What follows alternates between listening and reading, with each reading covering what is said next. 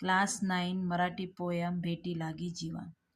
भेटी लागी जीवा लागली से आस पाहे रात्र दिवस वाट तुझी. संत तुकाराम श्री विठ्ठलाची अडवणी करताना म्हणतात, हे विठू माऊली, माझ्या मनाला तुझ्या भेटीची दर्शनाची तीव्र ओढ लागलेली आहे. रात्र दिवस सतत मी तुझी वाट बघत आहे, पाहत आहे. पौर्णिमेचा चंद्रमा चकोरा जीवन तैसे माझे मन वाट पाहे. चकोर पक्षाला पौर्णिमेच्या चंद्रातून पाजणारे चांदणे हेच जीवन असते.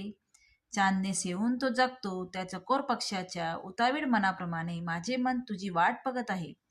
तू माझा चंद्र, मी तुझा चकोर आहे. दिवाळीच्या मुळा लेकिया सावली पाहत से वाटुली पंढरीची. सासरी नांदायला गेलेली माहेरवाशीन मुलगी दिवाळी सणाच्या निमित्ताने माहेराला जायला आतुरलेली असते. त्याप्रमाणे हे विठ्ठला, तू माझे माहेर आहेस. पंढरीला येण्यासाठी मी नितांत वाट बघत आहे. भूकेली वा बाळ अति शोक करी वाट पाहे उरी माऊलीची. भूकेलेले बाळ काही खायला मिळावे म्हणून रडून आईकडे आक्रोश करत आहे. तू माझी माऊली व मी तुझे बाळ आहे. विठ्ठल रूपी मातेची मी मनापासून वाट पाहत आहे, वाट बघत आहे. तू का मने मज लागली से भूक धावूनी श्रीमुख दावी देवा, धावूनी श्रीमुख दावी देवा. संत तुकाराम महाराज म्हणतात की, हे विठ्ठला, तुझ्या भेटीची मला भूक लागलेली आहे. आता धावते बरं आणि तुझे श्रीमुख मला दाखव. तुझ्या दर्शनाची आस मला लागलेली आहे.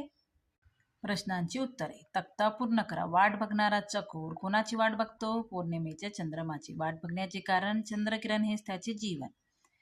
लेख मुलगी माहेरीचे बोलावणे येणे, दिवाळीला माहेरी जायला. भुकेलेले बाळ आईची वाट बघत आहे.